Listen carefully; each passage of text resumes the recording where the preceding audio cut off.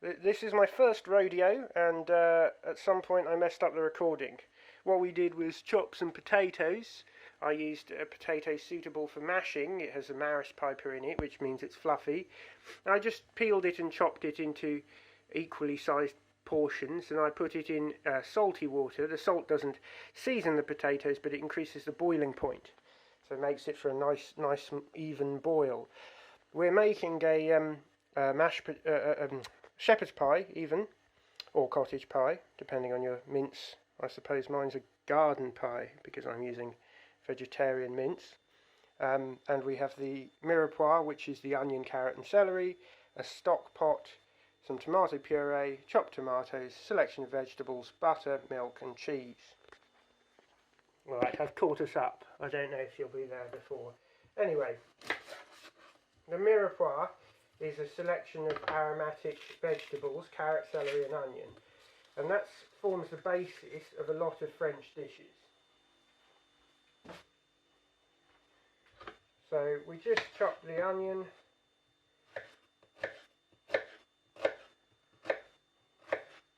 It doesn't have to be perfect.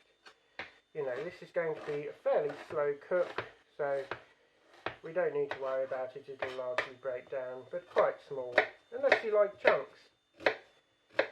You won't be punished for liking chunks. Everyone's different. If you get this ready ahead of starting any cooking, except for the potatoes, they can go on, because we want them to cool down before we mash them a bit. Well, I suppose that's not really true, but potatoes have one of the highest heat retentions of all vegetables, so we're not worried about the potatoes, we can put them on. If you're trying to cook a roast or something like that, and you have a lot of things to do, you always do the potatoes first because they have the highest heat retention, so they'll stay warm even when everything else is falling apart.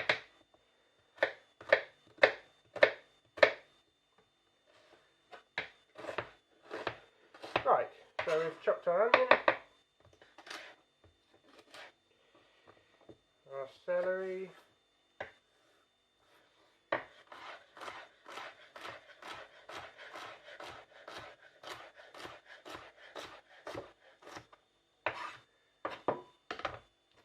peel our carrot,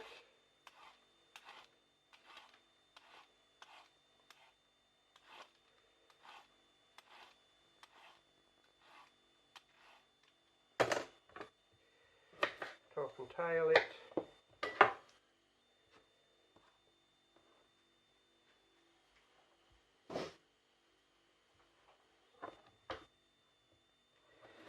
as we're going through a sort of rough chop, we can just cut the carrot in half and then into rough sticks, and then turn the sticks on this side and make everything easy for ourselves. So this is the basis for a lot of things. In Italian cuisine, they put in red peppers to this, and you have sofrito. French, this is the mirepoix. In Creole cuisines, they add green pepper and drop out the carrot, and you get their basics they call the Holy Trinity. So we're just going to put a drop of oil into the pan, and then a knob of butter into the oil. The reason we do that is because the oil has a higher burning point than the butter. So by putting the oil in first, the butter won't burn. So we can put the heat up. I'm crying because of the onions now. Oh, this is not the best video quality. I don't know what I've done to it.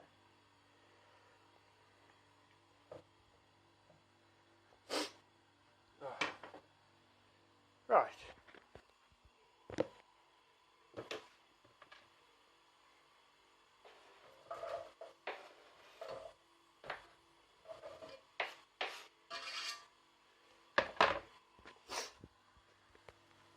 Mirepoix, frying. Aromatic vegetables, we're good to go. Low to medium temperature, and we can get on with something else. So, we'll cut the pepper. The pepper has these bulges in it, like this, and they indicate where the pith is going to be. So along these indents, that's where the pith is going to be. So what you can do is just cut the bulge off, and then you end up cutting between the lines of pith. So if you go to the next bulge and you cut there, you've only cut out the bit with the pith in it, the indented bit. And then you cut the next bulge and you end up with just the pith cut out, and all of the pepper that you want is on your board. So, we've got the pepper. You always cut the pepper with the skin side down because the skin resists the knife. So if you try and cut through the skin, it flexes and you can't get as good a cut. Your hand's more likely to slip. So you always cut with the skin side down, like that.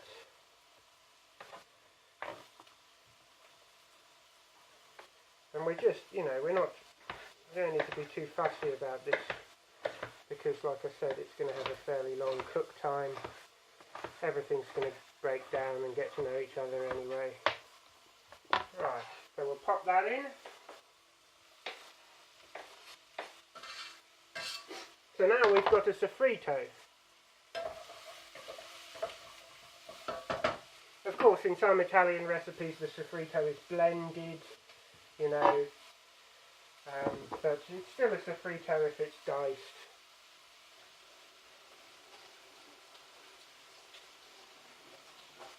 We wash our mushrooms to get rid of all the grit. This is a great dish to hide vegetables in. So I chuck in whatever I have. If I have asparagus or courgette or anything like that, I chuck in a few vegetables. It bulks out the dish. You don't have to do that, but today we're going to be putting in some courgette. And I'll just chop the mushroom.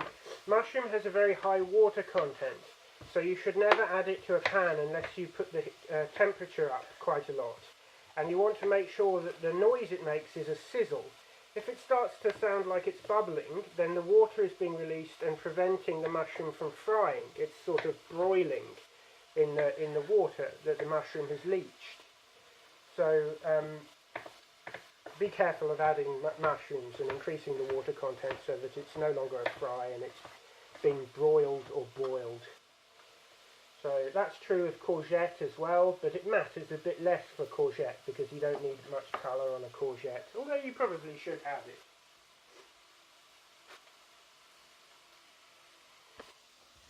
So, our potatoes are bubbling away, almost.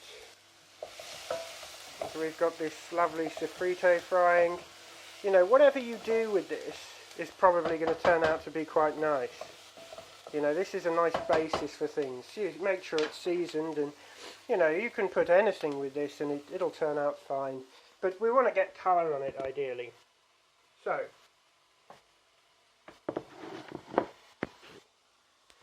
if we add our vegetable mince at this point, it will retard the frying of the onion. So we want to make sure that we get some colour on this, because if there's no colour, there's no flavour, as they say.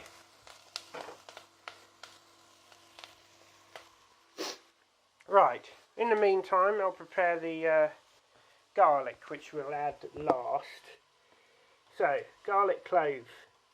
Best way to peel this is to put the knife on it, make sure it isn't pointed up at your hand, put the knife on it, give it a bit of a hit,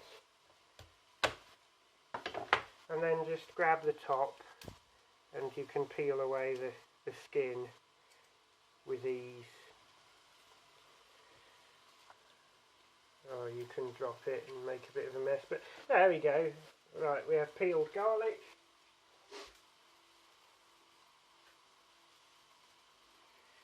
The garlic clove is actually not homogeneous. You have the bottom of the garlic, which I'll discard because it's tough. the very base of the garlic is rough. And then if you cut the garlic, if you hold it like this and cut it down the middle, you'll see that in the centre there's actually a green yellow shoot, and the centre of the garlic is bitter. So that flavour in garlic which is bitter is this centre shoot, which you can actually detach whole like this. So I've just removed it from there. Now, if I were using the garlic in say, a cure or a sauce or anything like that, I would make sure to remove the middle so that I wasn't left with any bitterness. But as it's going in a stewed item, it doesn't really matter.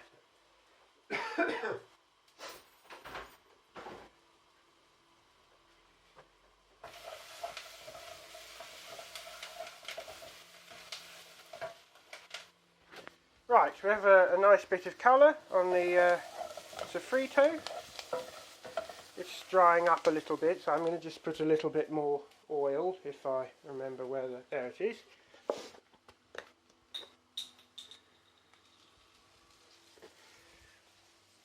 And then I'm going to add the mince.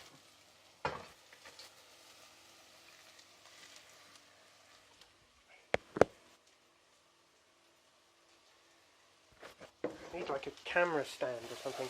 Anyway, I've introduced the mince. If you use meat mince, you'll actually have the mince add a little bit of its own fat.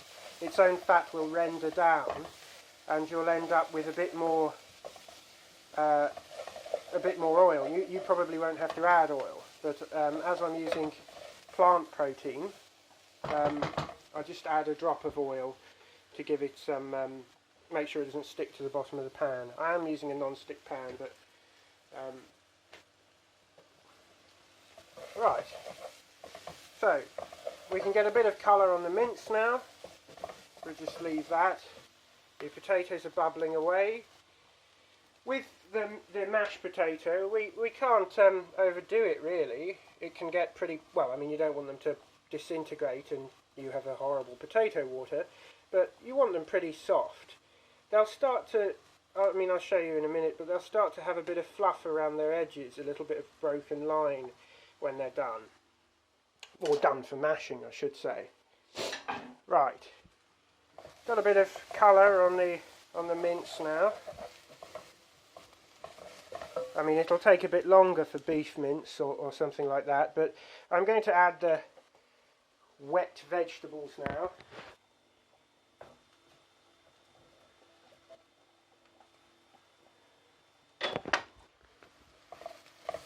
Right, I've added them, and I'm going to let them leach their water to show you what not to do, but then I'm going to fix it by rapidly putting the heat up. But I'm also just, oh bloody hell, okay, I didn't mean to do that. I'm holding the camera, so I put way too much salt in. But you can put salt and pepper. I don't know how these people do it. They must have some sort of clever stand or a few cameras on a stick. Anyway, I've put way too much salt in, but that'll be alright. So anyway, the wet vegetables are going to leach their water and retard this cook. Although they actually aren't doing it now. Oh, it's because I turned it up a bit. Okay, I automatically turned it up a bit because I didn't want them to do that. I was going to try and do it wrong to illustrate. But you basically want it to sound sizzling like it is and not sound like an extinguished flame. So in the meantime, we'll chop up our garlic. We're doing the same way as everything else. We won't be using it straight away, because if we introduce it too early, when it's still in the frying portion, it will actually darken and then burn and become acrid to the palate. So we want to add the garlic on the later side, at a time when it isn't going to get too hot and burn.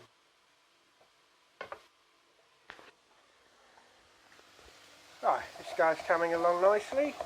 It is sticking a little bit to the bottom, which is annoying, but you know, not the end of the world. Right, so now we're going to cook out the tomato puree.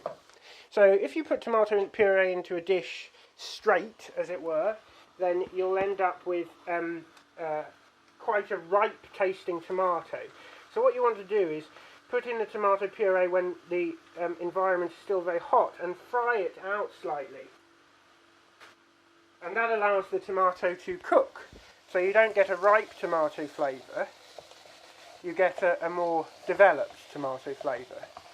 So I'm just allowing it on the heat to cook out, and it will begin to coat everything. And you will get a more developed tomato flavour. At this point you can add some mixed herbs or something if you want. I'm not going to, because Fiona likes a very tomatoey taste to it. I'm just going to leave that. These potatoes, I can see that they're breaking up a little bit. So if I just get this guy out, you can see it's kind of bobbly. Maybe you can't. Oh, it's kind of bobbly. Anyway, I'm just going to set the camera down and drain those. If I can remember where I put this. Oh, there it is. I'm just going to add a tiny drop of water from the potatoes to the cooking mince. Right. So, I've drained the potatoes. Tiny bit of water added to this guy. Got a nice looking thing here. Right, so now we're going to do the, while it's still hot, we're going to do the mashed potato. Just going to put them in there. We're going to put in a little knob of butter and a drop of milk.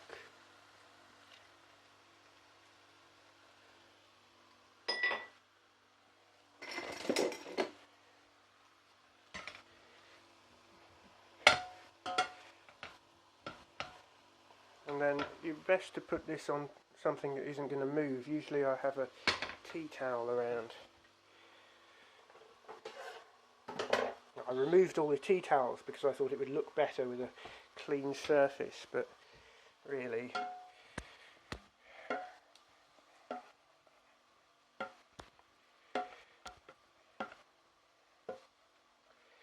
there's a fella called Joël Robuchon, and he's so famous for his pomme puree, his mashed potato, that you have to have it in all of his restaurants. He gives everyone a free dish because everyone was asking for it even when it wasn't on his menu.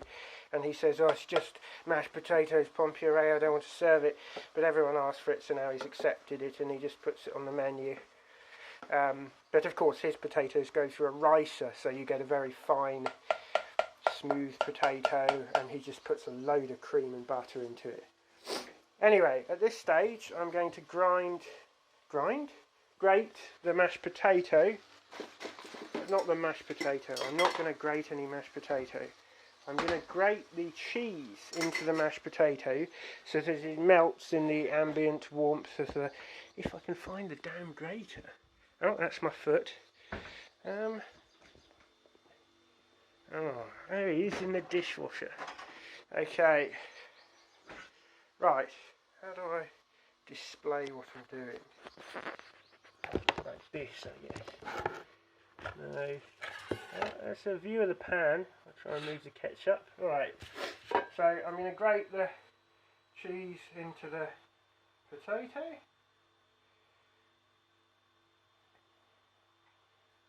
And I'm going to retain some cheese to grate on top ahead of baking.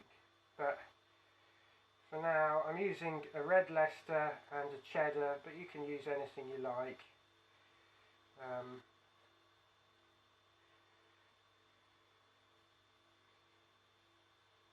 If it becomes too not homogeneous enough, then you add a little bit of milk. And if it becomes too thick and gloopy, you've added too much milk. Don't do that again next time. So I'm just going to stir it in. You can see it's kind of not homogeneous. It's forming lumps. Needs just a little bit more milk, so that when I stir it, it comes together in a more homogeneous way. It's more consistent.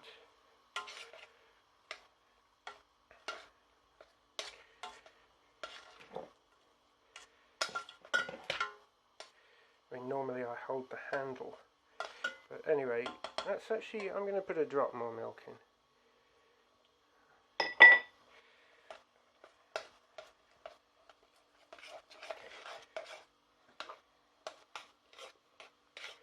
Right, that's nice and homogeneous now. So we'll just set that aside and come back to our frying vegetables, which I took off the heat for a moment because I was faffing around with the potatoes, and I knew that I would spend longer than I would normally do doing that because trying to hold a camera and all of that nonsense. Right, so I'm going to add, I'm going to deglaze with some tomato, chopped tomato. They say that whenever you add anything wet, you should check the seasoning, and I've just added something wet.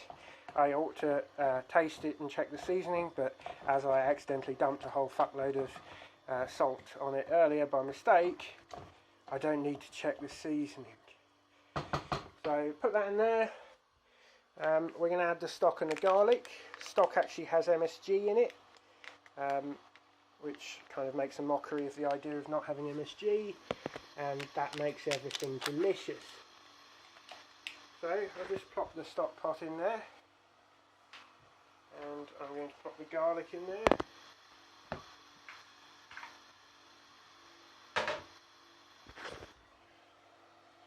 And then the garlic is going to become fragrant and delicious, and the stock is, I mean, make sure you actually break the stock up and distribute it evenly.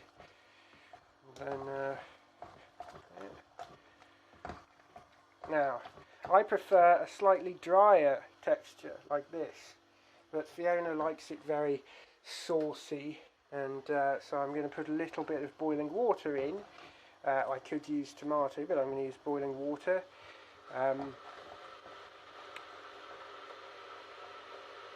To make it a little bit wetter for her. That's how she likes it.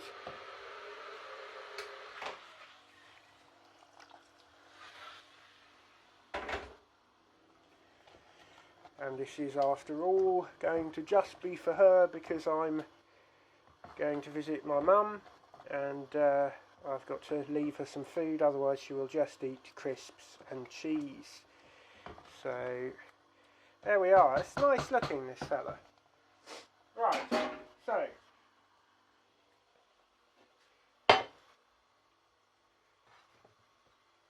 this guy. Right, that's a horrible stock pot. Right, so there we are. We take some of the quote-unquote meat and nicely put it in the bottom of a pan like this.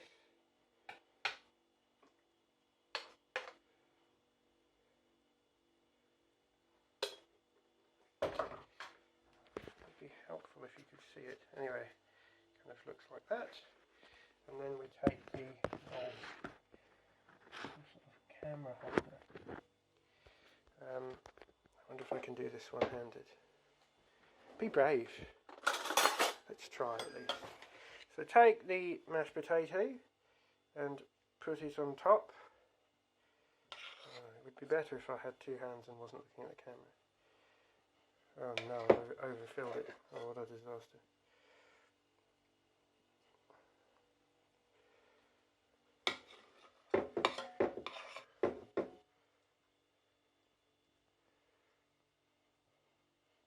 Oh, this is going to be a bit of a challenge here because I've massively overfilled it. It's actually really hard to do this whilst videoing it. Anyway, with a fork, just spread it out across the top like this, and make sure you don't get any stuff in it like I just did. It's not the end of the world. It will bubble out and look delicious and homely. if you try and move the potato around once you've put it on, it will stick to the filling and sort of fall out. So just, this is a time to be gentle and delicate with the fork and not look at the camera but look at what you're doing, bugger. Okay, so I made a bit of a mess here, but it will be delicious nonetheless. So I'll just clean off some of my mess. Right, here I have my shepherd's pie. I'm going to grate some cheese on the top of it. Where's the bloody grater gone? Where's the bloody grater? Kind of going into... Not alright, there it is. So, I'm going to grate a bit of cheese on top.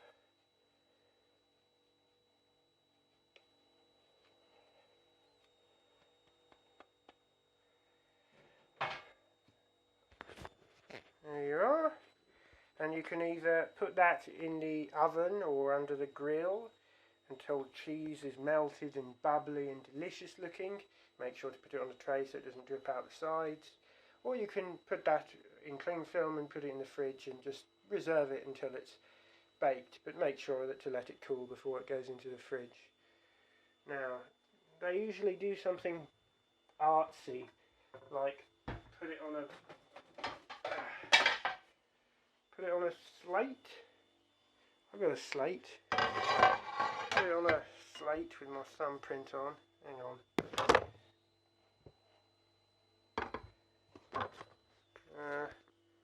Well, it's not the bloody neatest thing, is it?